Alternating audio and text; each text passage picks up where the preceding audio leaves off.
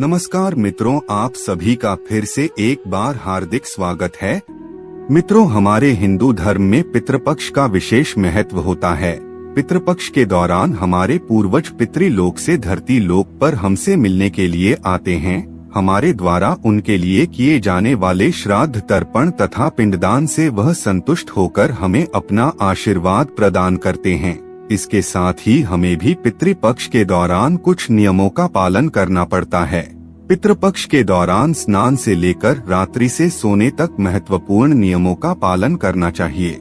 इसके अलावा हिंदू धर्म शास्त्रों में से एक गरुड़ पुराण में पितृपक्ष में भोजन करने के महत्वपूर्ण नियम बताए गए हैं। इन दिनों में मनुष्य को किन चीजों का सेवन नहीं करना चाहिए, भोजन करते समय अपना मुख कौन सी दिशा में रखना चाहिए और किस दिशा में नहीं रखना चाहिए। साथ ही पितृपक्ष के दौरान स्नान करने के नियम भी बताए गए हैं। प्रत्येक मनुष्य को पितृपक्ष में इन नियमों का पालन जरूर करना चाहिए। इससे मनुष्य को उनके पितृदेवों का आशीर्वाद मिलता है और उनके जीवन में सुख, समृद्धि, धन दौलत की उनको प्राप्ति होती है। मित्रों, प्रत्येक वर्ष पितृपक्ष की शुरुआत भाद्रपद मास के शुक्ल पक्ष की पूर्णिमा तिथि से प्रारंभ होती है और आश्विन मास की अमावस्या को इसकी समाप्ति होती है, जिसे सर्व पितृ अमावस्या कहा जाता है। पितृपक्ष के दौरान सभी लोगों को अपने पितरों के निमित्त दान धर्म करने चाहिए। भगवान श्री कृष्ण ने कहा है कि जिस मनुष्य को उसके पितरों का आशीर्वाद मिलता है, वह हमेशा समाज में अपना मान सम्मान बनाए रखना है। ऐसा मनुष्य कभी भी दरिद्रता का सामना नहीं करता। दोस्तों, इस साल पितृपक्ष की शुरुआत 29 सितंबर शुक्रवार के दिन हो रहा है और इसका समापन 14 अक्टूबर 2023 को होगा। पितृपक्ष पूरे 16 दिनों तक चलता है और इस दौरान सभी लोगों को अपने पितरों की संतुष्टि के लिए उपाय जरूर करना चाहिए। मित्रों, पितृशक्ति एक ऐसी शक्ति है जो अगर प्रसन्न हो जाए तो रातों रात मनुष्य का जीवन बदल सकती है। अगर घर में पितृशक्ति का वास होता है तो घर में किसी भी प्रकार की दुष्ट आत्मा तथा नकारात्मक शक्तियां प्रवेश नहीं करती। इसीलिए हमें पितृपक्ष में कुछ ऐसे कार्य करने चाहिए जिससे हमारे घर में पितृशक्ति का सदैव वास हो। तो आइए अब जान लेते हैं कि आपको पितृपक्ष के दौरान क्या करना चाहिए और क्या नहीं करना चाहिए। लेकिन मित्रों, वीडियो में आगे बढ़ने से पहले अगर आप पहली बार हमारे चैनल पर आए हैं और अभी तक आपने हमारे चैनल को सब्सक्राइब नहीं किया है तो कृपया अभी हमारे चैनल को सब्सक्राइब कर लीजिए ताकि आपको रोजाना ऐसे ही ज्ञानवर्धक जानकारियाँ मिलती रहे। मित्रों, गरुड़ पुराण में भगवान श्री कृष्ण ने पितरों के संतुष्टि के लिए बहुत ही महत्वपूर्ण उपाय बताए हैं। भगवान श्री कृष्ण के अनुसार पितरों के संतुष्टि के लिए सर्वोत्तम उपाय है दान करना और दान में भी सर्वोत्तम होता है तिल का दान करना। जो भी मनुष्य पितृपक्ष के दौरान तिल का दान करता है उसके सभी पापों का तथा दुखों का नाश हो जाता है। इसके अलावा आप पितृपक्ष में अपने पितरों के संतुष्टि के लिए वस्त्र आदि का दान जरूर करें।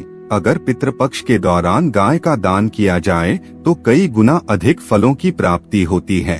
भगवान श्री कृष्ण कहते हैं, मृत्यु के बाद मनुष्य की आत्मा भौतिक रूप धारण करती है। उनका यह शरीर वायु के रूप में होता है। वायु रूप में प्रेत आत्माएं घर में प्रवेश करती हैं और अपने परिजनों द्वारा किए जाने वाले कर्मकांड तथा श्राद्ध से अत्यंत प्रसन्न होते हैं। मनुष्य के पितृ उसके द्वारा चढ़ाए गए भोग को प्राणियों के रूप में ग्रहण करते हैं और उन्हें आशीर्वाद देकर फिर से पितृलोक में वापस चले जाते हैं। लेकिन जो मनुष्य अपने पितरों का सम्मान नहीं करता है, पितृपक्ष में श्राद्ध तथा तर्पण नहीं करता है, उसके पितृ दुखी होकर पितृलोक लौट जाते हैं और पितरों को दुखी करने के कारण मनुष्य के सभी पुण्य कर्म उसी समय नष्ट हो जाते हैं और उसे पितृ दोष लग जाता है।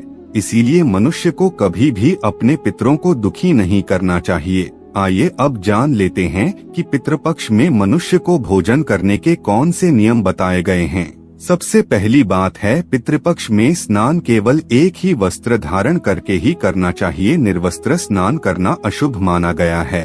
पितृपक्ष में स्नान करते समय अपना मुख दक्षिण दिशा की तरफ रखें और पितरों का स्मरण करते हुए स्नान करें। स्नान करने के बाद तांबे के लोटे में सूर्य देव को अर्घ अर्पण करें और पितरों की आत्मा की शांति के लिए सूर्य देव से प्रार्थना करें। शास्त्रों में बताया गया है कि पितृपक्ष के दौरान स्नान करने के बाद ही दान धर्म करना चाहिए और दान करते समय पितरों का स्मरण करना चाहिए। दान करते समय भी अपना मुख दक्षिण दिशा की तरफ रखें। गरुड़ पुराण के अनुसार तांबे के किसी भी पात्र में तिल का दान करना चाहिए। पितृपक्ष में लोहे की वस्तु का दान करने से पितरों की आत्मा को शांति मिलती है। दोस्तों, इन सब के अलावा गरुड़ पुराण में पितृपक्ष के दौरान कुछ चीजों का सेवन करना वर्जित बताया गया है। पितृपक्ष में मांस, मदिरा आदि चीजों का सेवन करना वर्जित बताया गया है। जब पितृगण अपने प्रियजनों को ऐसे गलत कर्म करते हुए देखते हैं तो वह बड़े ही दुखी होते हैं। साथ ही पितृपक्ष में लहसुन, प्याज आदि का सेवन भी भूल से ना करें, क्योंकि यह तामसिक पदार्थ में आते हैं और इन्हें पितरों को भी अर्पण ना करें। इन पदार्थों से मनुष्य के शरीर में विकार प्रकट होते हैं और यह चीज पितरों को क्रोध दिलाते हैं। इसीलिए भोजन में लहसुन, प्याज आदि चीजों को सम्मिलित करना वर्जित बताया गया है। पितृपक्ष में भोजन करते समय मनुष्य को अपना मुख दक्षिण दिशा की तरफ रखना चाहिए। ध्यान रहे, यह केवल पितृपक्ष में ही करना चाहिए। इस दिशा में भोजन करने पर वह भोजन पितरों को प्राप्त होता है और पितृगण प्रसन्न होते हैं। पितृपक्ष के दौरान बासी भोजन भूल से भी ग्रहण नहीं करना चाहिए। भगवान श्री कृष्ण के अनुसार जो भोजन सात्विक हो वह पितरों को प्राप्त होता है। ऐसा भोजन मनुष्य की आयु बढ़ाने वाला तथा बल, बुद्धि और ऐश्वर्य देने वाला होता है। इसमें गाय का दूध सबसे उत्तम माना जाता है। इसके अलावा रसयुक्त फल भी सात्विक भोजन में ही आते हैं। दक्षिण दिशा की तरफ मुख करके भोजन करते समय पितरों का आवाहन करें और उन्हें प्रणाम करके ओम पितृ देवाय नमः मंत्र का जाप करें। ऐसा करने से पितृदेव अत्यंत प्रसन्न होते हैं। मित्रों, पितृपक्ष के दौरान बिस्तर पर बैठकर भूल से भी भोजन न करें। भोजन केवल जमीन पर ही बैठकर करें। शास्त्रों के अनुसार पितृपक्ष में चने की दाल और मसूर की दाल खाना वर्जित है। मसूर की दाल का श्राद्ध कर्म में भी प्रयोग न करें, क्योंकि यह एक नकारात्मक व्यंजन है। इसके अलावा पितृपक्ष में सरसों की सब्जी भी नहीं खानी चाहिए। तो मित्रों, इस प्रकार से पितृपक्ष में किए जाने वाले महत्वपूर्ण नियम बताए गए हैं। उम्मीद करते हैं इस वीडियो के माध्यम से आप समझ गए होंगे कि पितृपक्ष के दौरान क्या करना चाहिए और क्या नहीं। आज की वीडियो में बस इतना ही। आपको हमारी जानकारी कैसी लगी आप हमें कमेंट में जरूर बताएं और अपने दोस्तों के साथ भी शेयर जरूर करें। फिर मिलते हैं किसी नए जानकारी के साथ, तब तक के लिए धन्यवाद।